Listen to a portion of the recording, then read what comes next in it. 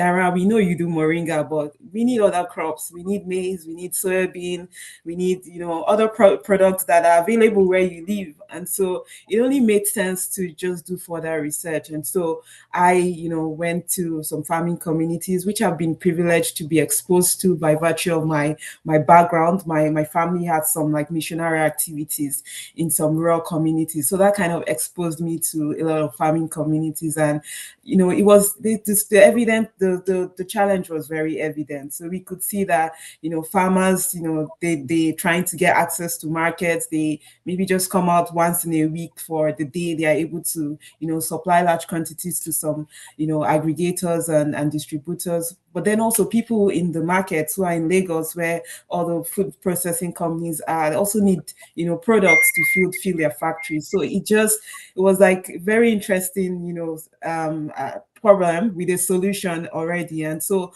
for us, we began to, we evolved, our idea. And from 2016, we actually founded the name Farm Ties. And for us, I'd say our mission still remains the same. Our pitch still says the same. It's only evolved. We want to, provide access to markets, access to finance, and also access to information and technical support to agribusinesses, producer groups, to be able to, continue to do their business successfully. So that's really our story. Our journey, exposed us into farming. We've actually farmed. We've also, provided like some sort of credit to smallholder farmers. We've aggregated commodities for both local demand and export. And just being in the loop of all those activities, exposed us more to the challenges and also helped us to think through what, a sustainable solution could look like. So I hear you saying it started with some moringa plant, which I know I Yes. take in some juices and such. So to think that you started with moringa and then you were told, Dara, we need more than dried moringa powder or more than moringa. And then it sounds as if it was a snowball. As you looked into this, then you saw there was that. And when you looked into that, then you saw there was this. Does one particular obstacle right away come back to your memory of like, it was an aha moment for you? Like, oh, this is not as easy because this is in the way. Is there one thing that stands out? Yes. Yeah, I think firstly, obviously, the challenges around supply chain, comes up a lot. And so farmers would rather, and not just farm, I think anyone in business would rather just stay in their area of expertise. So I know how to farm, like, come figure out how you want to get it from me. And on the other end, is okay, yeah, I want to get it from you, but there's just somebody needs to fill that gap, basically. And so for us, we did notice that, the business of aggregation was there, but it was very informal. So it was a very, like, the cash economy, and it still is till today, very informal structures around, buying from farmers and supplying. So it was just, you could see why, a corporate would be like, yeah, I would rather deal with another corporate than try to deal with informal structures. So that opportunity just, showed itself, and it was like clear to say, hey, we need to do something about it, because it also affects how we position ourselves and how we, articulate the opportunity, and also how we play a role in the whole ecosystem. But the interesting thing with all of that is, the challenge that we will face being, a startup trying to aggregate commodities, is that we're not a food processor at that point in time. We're not a food processor. We're just aggregators, putting farmers together in clusters and organizing, aggregation points to buy from them. And most of the time, those economies which are highly informal will require cash. So I can't tell a farmer, I'm going to pay you later. Like, that's not going to happen. You have to pay with cash. And sometimes the buyers as well, the food processors who need the product, will not pay you in advance. So it means there's a cash, trapped in some sort of way. You need to figure that out. And so early stages, we basically, like, spoke to our family and friends, put some income together, and we financed some of those, transactions. And when there was opportunity to scale, it was, hey, how do we even meet the requirements of the bank? Because at this point in time, what we have to show is the purchase order and ourselves and our capacity to deliver. And sometimes that doesn't just, meet the risk assessment criteria of many financial institutions. So we found ourselves in that situation whereby it was basically doing what we can do with what we have, use that to grow. And access to finance is like, it felt like a very long journey for us. Wow. So you started yourself, and now tell us where you are working, and your team is has grown. You have lots of different segments and groups. You said you're in Canada. You've mentioned Nigeria, but tell us, like, who are you working with? Where are you working? Yeah, I think so. Obviously, with the thing we want to do and the kind of work we're doing, we can't do it all by ourselves. So firstly will be like our team and our team composition. Right now, our team composition is made up of people experts who are experts in structured trade and alternative finance, who are also experienced in agribusiness, and who like understands the sector. I remember one day in one of our team meetings, it almost felt like we were ranting. Everybody was sharing their problems working in the agriculture sector. And it was just like very interesting. And fun. I'm like, yeah, yeah, yeah. That's why we're a team and that's why we're solution providers. We have a lot of story to tell.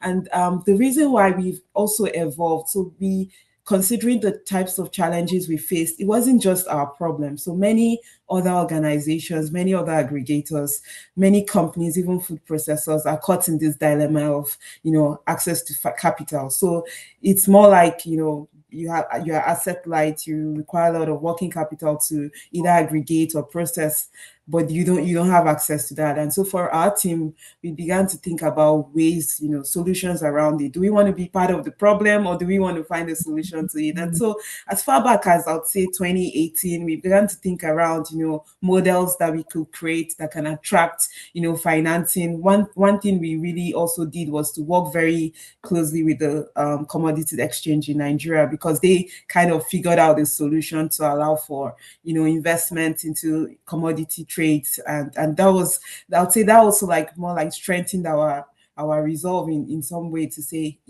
if there's an opportunity to invest in commodity trades using an exchange who has leveraged technology, how much more showing, the opportunities the exchange has provided, but even for us to even create an investment solution, an investment vehicle that will allow for, targeted working capital to these SMEs who could be aggregators, who could be food processors. And so we are, I would say we're early stage and emerging fund managers now. It's how we've evolved from being practitioners to emerging fund managers, to ensure that we raise the right capital and tailor it in such a way that it works for businesses who were once in their shoes, and provide them with the capital that they will require to scale and grow their enterprises. And so that's what our team structure is like. People with that experience, but beyond that, we also have other, like, I'll say institutional partners who are other companies who share the same vision. And some of them are around like trade technology platforms. They are, micro lending platforms. Some of them are also, experts around compliance and regulations, because right now we are focused on a lot around export. And for us, from our experience in the field, and it's almost like known, we export a huge percentage. I can't even quantify it, but the percentage of raw commodity exports from Africa is just so much that we are losing that opportunity to capture more value. And we understand what the challenges could be around the money required to set up the facility, all the technical know-how and all of that. But irrespective of that, over the past, I would say 10 to 15 years, we've seen entrepreneurs, we've seen founders who have invested into food processing, who have invested into capturing more value on the continent. And what that presents is more opportunity, because many factories working on the continent, I could speak from Nigeria and other parts of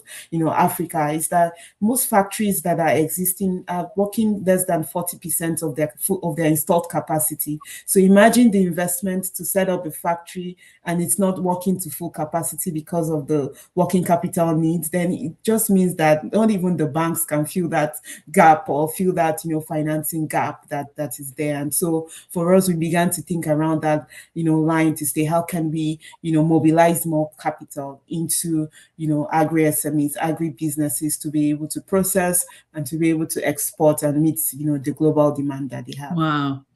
capturing more value added for the continent. I heard you say that there's this gap that just 40% of capacity can be captured because of the funding gap or the lack of being able to process within the continent, and you are wanting to help fund all of that to be able to happen and more. Let me just introduce you again, Dara, in case someone just hopped on. So, if you're just tuning in, I'm Dawn Graber, and I'm speaking with Dara, the founder and managing partner of Farm Ties Capital, about leadership, capital, agriculture, how financial systems are going to shape opportunity.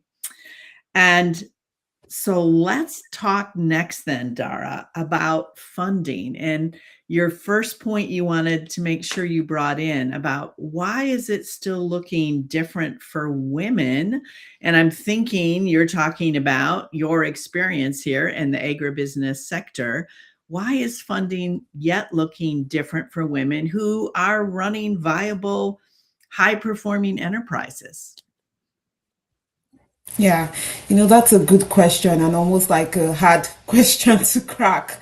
But what we've seen is that women in the agriculture sector play a huge role. And it's almost like those roles are almost unaccounted for in some sort of way. Mm, From the farm to processing, especially in processing. I always like to use that example, especially in processing.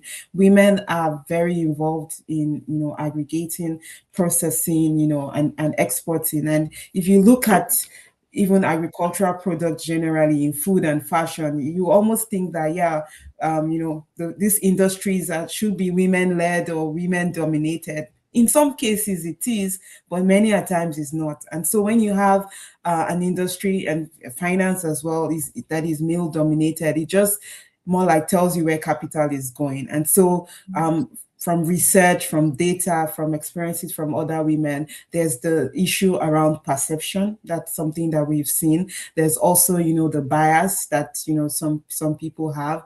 And statistics actually shows these. I was just reading an article that was sharing how less than 2% of VC funds, went to women-led entrepreneurs in emerging markets in Africa specifically, and how about 16, I think this was an IFC report that spoke about how less than 16% of investment, leadership roles are held by women. So it also shows that even in the workplace, even in fund management and leadership, there is just a very little percentage of women, in those positions. And you agree with me that when a woman has a fund, it's most likely that that fund will be investing in a lot of women, almost like naturally. And so it's getting women to that place whereby they are able to make investment decisions, they're able to allocate capital. It will trickle down to, having much more, women, investing and also women receiving capital. But what we have seen generally is, around that perception of risk. But also, it could also be cultural, right? I've spoken to so many women entrepreneurs who shy away from loans. And so it's like, hey, I don't want any loans. I just want to grow my business. But when you meet maybe a fellow, like, a male counterpart, it's all about the vision, it's all about bold moves and mm, audacity. They don't really think too much about all of that. But I notice women are very conservative, and it also just comes down to how women manage capital. And again, research has shown that working with women, you are able to, if you allocate more capital to women, there's the high likelihood that you get your return and the capital will be preserved and even recycled because of the, I'd say, meticulous nature in which women's approach to capital utilization and also capital, allocation. And so this is something I've seen like practically. Sometimes I'm almost like, is this, maybe it's just a natural phenomenon, but it's something that we've seen even with entrepreneurs that are women, and we always used to more like say it's like a paradox of some sort that the people who I would say low risk are not getting capital to for their business enterprises, and I feel that that's something that's an opportunity